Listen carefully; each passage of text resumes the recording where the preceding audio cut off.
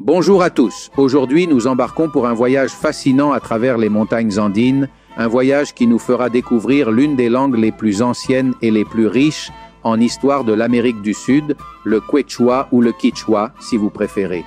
Bonjour, je suis Constantino de Miguel et je vous souhaite la bienvenue dans un nouvel épisode de notre chaîne Prime Group.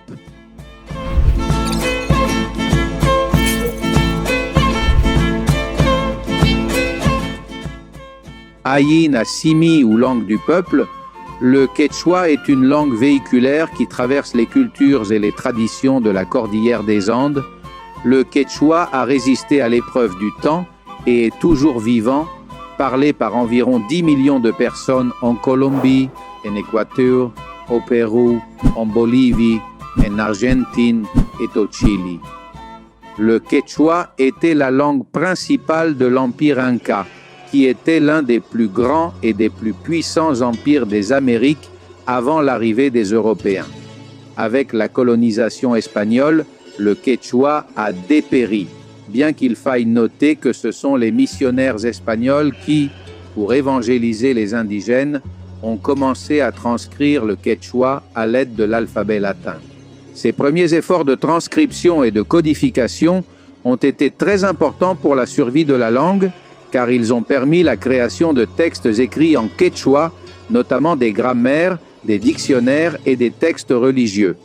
L'un des plus anciens textes conservés en quechua est la Doctrina Cristiana y Catecismo para Instrucción de los Indios, publié l'année de la cathédrale, qui comprend une description de la grammaire quechua et un dictionnaire quechua espagnol.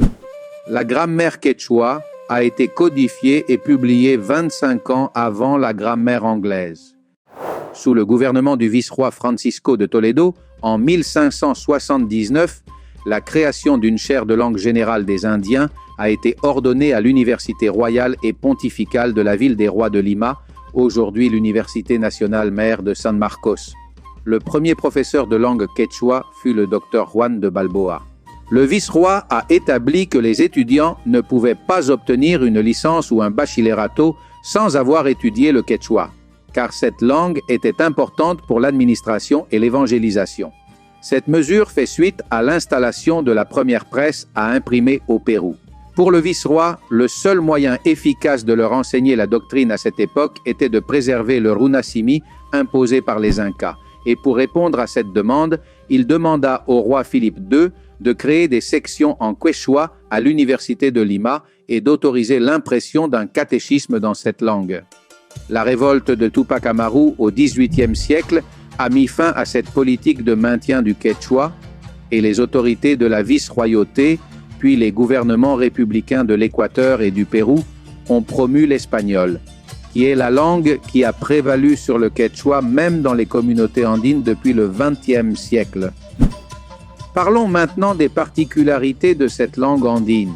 Contrairement à l'espagnol ou à l'anglais, le quechua est basé sur un système grammatical agglutinant, c'est-à-dire qu'il utilise des suffixes et des préfixes pour changer le sens des mots.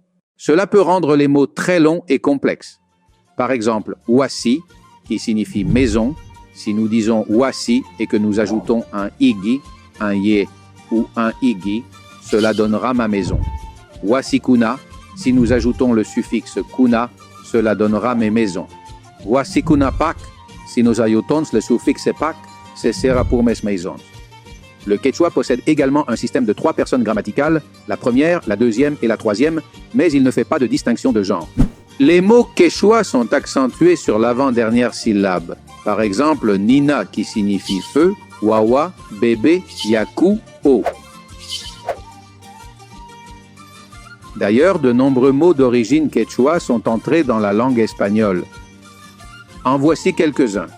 Par exemple, cancha, qui signifie à l'origine corral, pampa ou grande plaine, chacra, verger, oiseau, qui est le cavalier chilien, guano, mate, minga, minga est le travail communautaire, papa, choclo, etc., etc., etc. Il est important de noter qu'il existe une grande diversité au sein du quechua, avec de nombreuses variantes dialectales. Certaines de ces variantes sont mutuellement intelligibles, tandis que d'autres sont si différentes que les locuteurs de différentes variantes du quechua peuvent avoir des difficultés à se comprendre. En ce qui concerne l'écriture, bien que les Incas aient eu un système basé sur des cordes nouées appelées quipus, l'écriture quechua moderne est basée sur l'alphabet latin avec quelques adaptations pour représenter les sons spécifiques à la langue. L'avenir du quechua, comme celui de nombreuses langues indigènes, est incertain mais pas nécessairement sombre. Bien que le nombre de locuteurs du quechua ait diminué au fil du temps en raison de facteurs tels que l'urbanisation, la mondialisation et les politiques d'assimilation culturelle, la langue et la culture quechua ont connu un regain d'intérêt ces dernières années. Ces efforts comprennent des programmes d'éducation bilingue, l'utilisation du quechua dans les médias, ainsi que la promotion de la littérature et de la musique en quechua.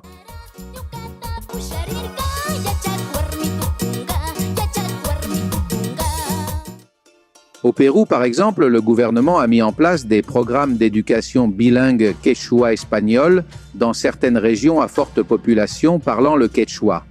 À l'ère numérique, le quechua gagne également du terrain. Des applications d'apprentissage des langues, des dictionnaires en ligne et des sites de réseaux sociaux sont également disponibles en quechua.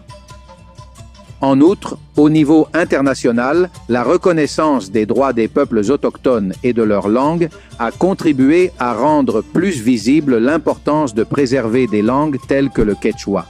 L'UNESCO, par exemple, a reconnu le quechua comme patrimoine culturel immatériel, ce qui a encouragé les efforts pour le préserver.